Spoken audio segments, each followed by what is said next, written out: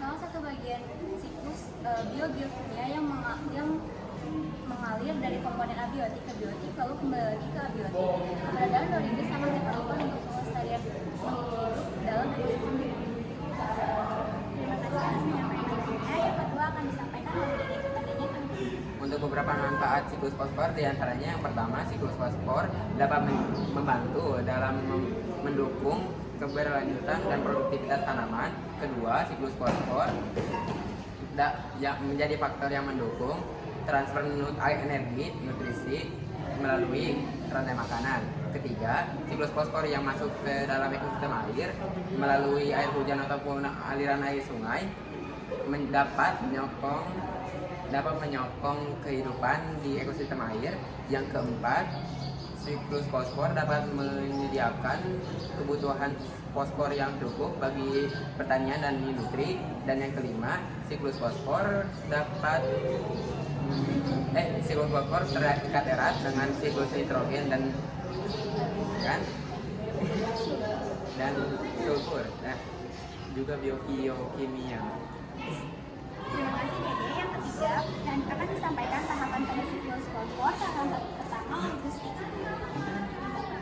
Pertama, tahapan pelapukan batuan.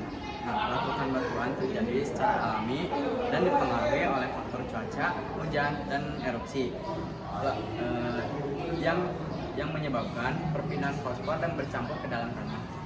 Pada batuan yang mengandung fosfor, jika terkena air hujan maka akan menjadi biokimia dan mineral lainnya yang di dalamnya akan tercampur. Yang selanjutnya tahapan kedua oleh Anissa. Siklus fosfor mendukung energi dan nutrisi dari penyerapan melalui rantai makanan. Dari penyerapan tanah menyerap ke rumput dan rumput dimakan oleh herbivora. Setelah itu herbivora dimakan oleh karnivora, dan jika karnivora mati akan kembali lagi menjadi tanaman dan terus berulang-ulang.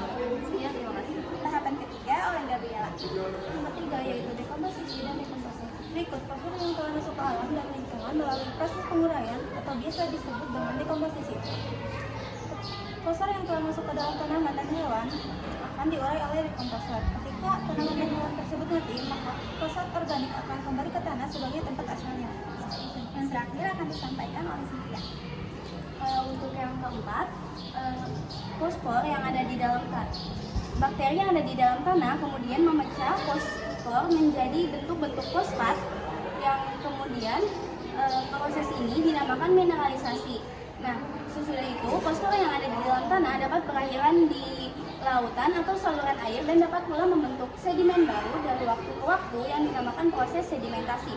Proses ini akan terus berulang dari pelapukan, terus kemudian dengan menyatu dengan tanah, diserap oleh tumbuhan, dimakan oleh hewan herbivora, dimangsa oleh hewan karnivora, diuraikan oleh jamur, dan seterusnya. Terima kasih.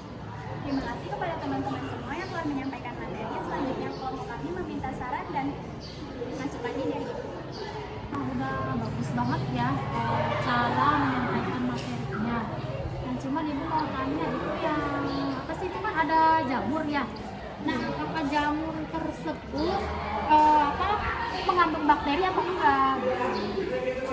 Menjawab Ibu, jadi jamur sama bakteri itu berbeda. Jadi kalau di jamur itu memang bisa menguraikan, tapi juga ada yang kalau tidak ada jamur bisa juga diuraikan melalui bakteri. Jadi di sini kami itu menjelaskan melalui dua tahap. Jadi bukan di jamur itu ada bakteri, melainkan di tanah itu ada jamur maupun bakteri. Berarti jamurnya kalau dikonsumsi sama orang atau manusia itu tidak menyebabkan racun atau apapun ya? Jamur yang sering dikonsumsi itu berbentuk makro, jadi lebih besar. Untuk jamur yang digunakan buat siklus fosfor ini terbilang mikroorganisme. Tapi kalau misalnya jamur yang dapat dimakan, beberapa ada bisa, tapi beberapa lagi tidak. Jelas. Terima kasih atas saran dan masukannya Ibu. Kurang lebihnya mohon dimaafkan. Sekian presentasi dari kami. Assalamualaikum Assalamualaikum warahmatullahi wabarakatuh.